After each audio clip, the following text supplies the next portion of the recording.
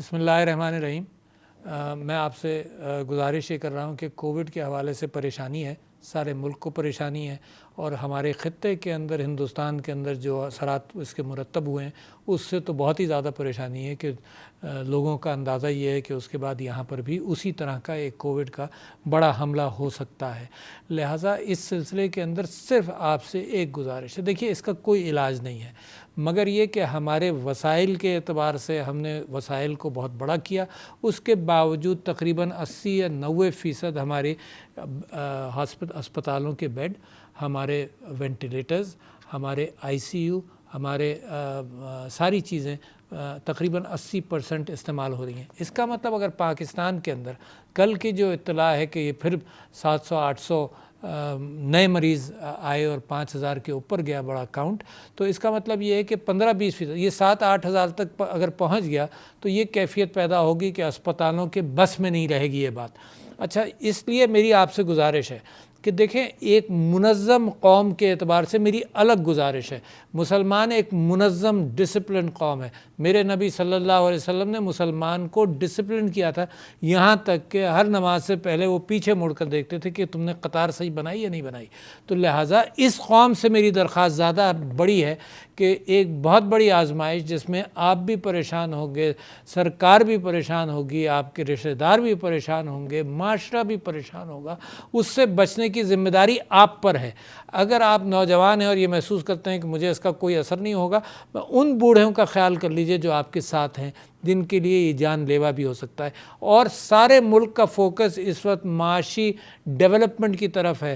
اس وقت مزدوری نوکریاں بڑھ رہی ہیں اس اعتبار سے، ٹیکسٹائل سیکٹر میں، کنسٹرکشن سیکٹر میں، تو اس وقت اتفاق سے پاکستان میں ایکسپورٹس بھی بڑھ رہی ہیں۔ تو ہر چیز جو ہے وہ ایک بڑھنے کی طرف جا رہی ہے، اور کووڈ ہی واحد چیز ہے جو روک سکتی ہے۔ لہٰذا واپس آتا ہوں، میں رمضان کا مہینہ ہے، یہ یوم علی بھی آئے گا، اس میں تراویحیں بھی چل رہی ہیں، اس میں عید بھی آئے گی اور عید کی شاپنگ بھی آئے گی۔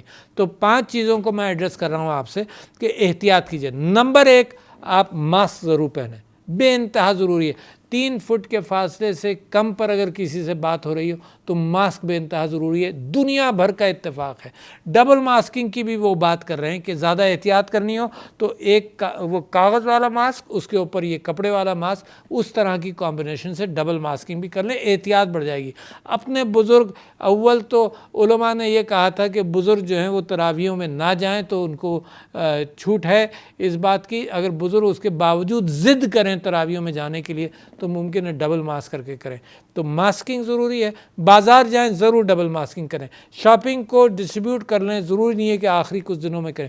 جو میں ٹی وی پر اور جو کلپس دیکھتا ہوں تو مجھے بڑی پریشانی ہوتی ہے کہ لوگوں کو فکر ہے بھی مگر مجبوری سے وہ بازار جا رہے ہیں، تو بازار بھی جائیں تو ماسکنگ کریں، مسجد میں جائیں تو ماسکنگ کریں۔ ایک دوسرے یہ کہ ہاتھ ضرور دھوئیں، کبھی کبھی چیزوں کے ساتھ یہ چیز لگ جائے گی تو ہاتھ دھونے کی فریکوینسی کو بڑھائیں صابن کے ساتھ 20 سیکنڈ تک۔ تیسرا یہ کہ سوشل ڈسٹینسنگ 3 فٹ، سامنے سے بات ہو رہی ہے تو 6 فٹ تک کا رکھیں، برابر میں لوگ نماز پڑھ رہے ہوں تو 3 فٹ کا فاصلہ رکھیں۔ یہ 3-4 چیزوں پر آپ عمل کر لیجئے، 1 مہینہ عمل کر لیجئے، عید گزار دیجئے۔ انشاءاللہ جو کیفیت ہندوستان میں ہوئی کہ 3,60,000 نئے مریض، اور پاکستان میں اللہ کا فضل رہا ہے کہ 5-6 ہزار کے کچھ میکسیمم ہوا تھا، اور ابھی بھی 5-5.5 پر ہے، مگر اموات بڑھ گئیں۔ کل پرسوں پاکستان میں 201 اموات ہوئیں۔